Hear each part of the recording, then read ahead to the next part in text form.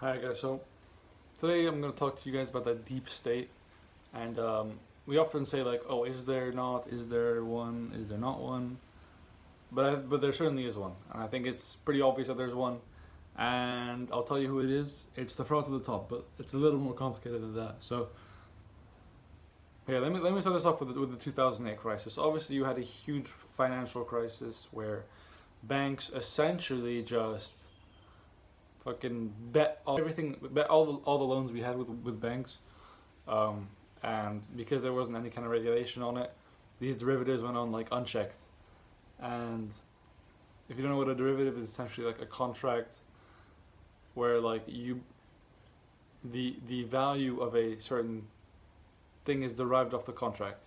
So the contract is worth a certain amount of money, and that value can go up or down, and you bet on it whether it's going to go up or down. Anyway, so they decided, guys, you know what? We're going to get a bunch of subprime mortgages, which are basically mortgages that are likely to fail, and we're going to bet that they're going to fail. And then essentially, this whole system fucked up, and then you get the financial crisis, and then so the poor kind of just stayed the same. They got poor because it's not like they had money in the first place. The middle 80%, they got fucked. They got absolutely destroyed by this crisis.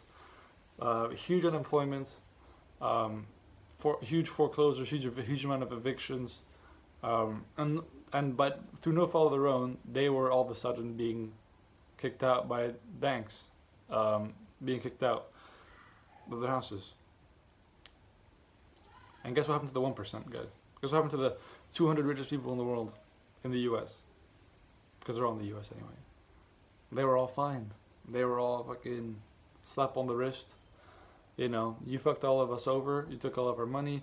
You spent it on useless things. But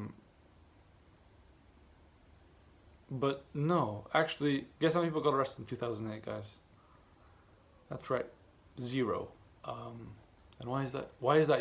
Why do you think that is, guys? Just quick brainstorming session. Why do you think nobody, literally nobody, got arrested in 2008, even though they literally illegally bet our money on subprime mortgages and on derivatives?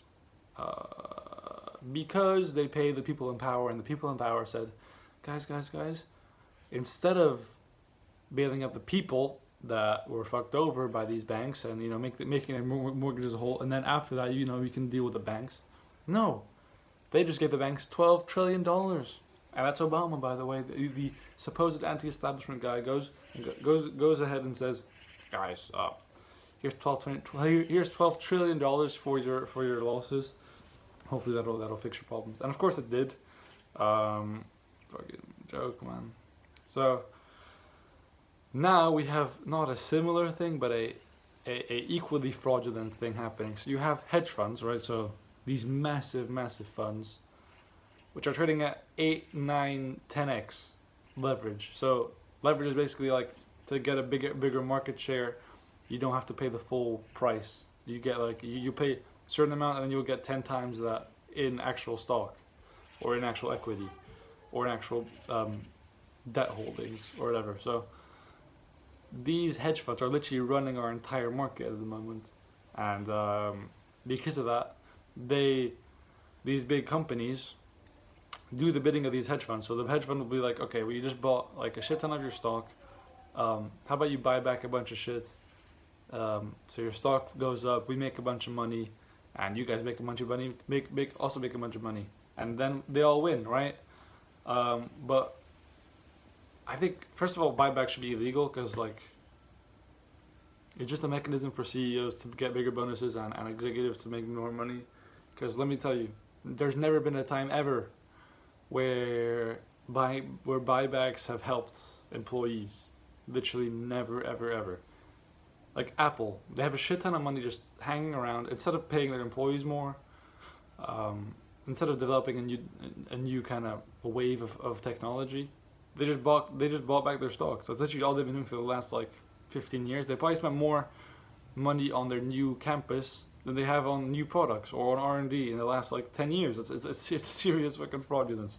So that's my first thing, is to ban buybacks. And then again, why do we keep on bailing out businesses, guys? I actually don't think there shouldn't be a reason in a free market to bail out any businesses, because let me tell you guys something. They always tell you, oh, but this is for our employees, but that's not really how it happens. When a business goes out of business, or they file for bankruptcy, and so you know who loses?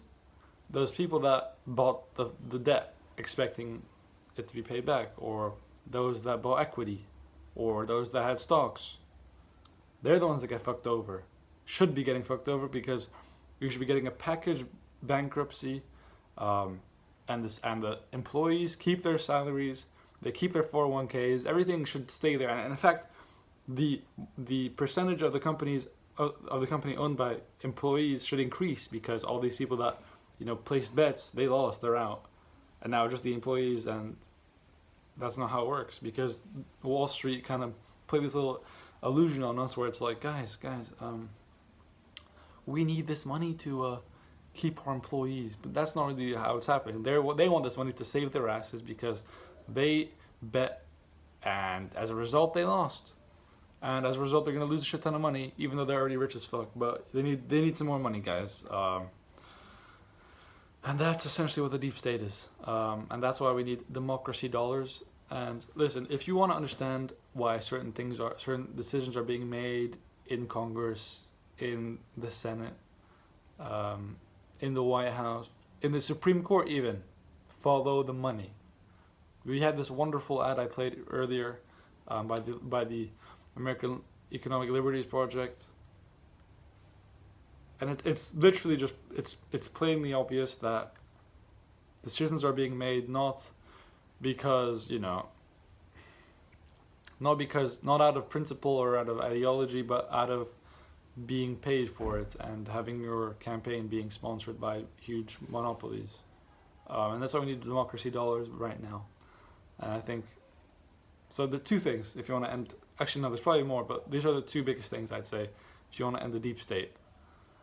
First of all, you want to end buybacks and having hedge funds and controlling markets and destroying markets and controlling companies into doing buybacks with huge leverage. And then second of all, you need to have democracy dollars, or at least a system where big, huge monopolies, essentially, literally just monopolies or oligopolies in the modern US market.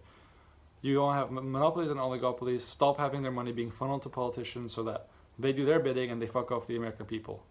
And that's why I think you need to have democracy dollars as a first start, because that's a substantial amount of money, and you literally just bring the power directly to the people. And I tell you how you pay for it. Just end the wars.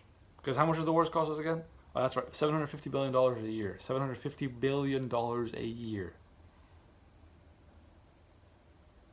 And somehow you guys are like, there's no way you cannot afford $100 a year for every American citizen. You can. You literally, directly by stopping the wars, you can immediately afford to have democracy dollars. And there's no extra deficit. There's literally zero extra deficit to be added onto it. So, yeah, if you guys want to end the deep state, check out the American Liberties Project.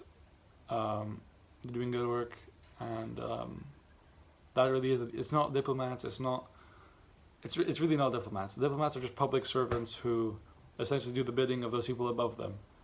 It's just those people at the top that pull the strings, and they're the puppet masters of those people you see, like of Mitch McConnell and Pelosi and Schumer. They're just the fucking puppets for the puppet masters, and those are the real deep state people, because they control politicians through capital. And the second you stop that, the second is a moment you have a fair political system.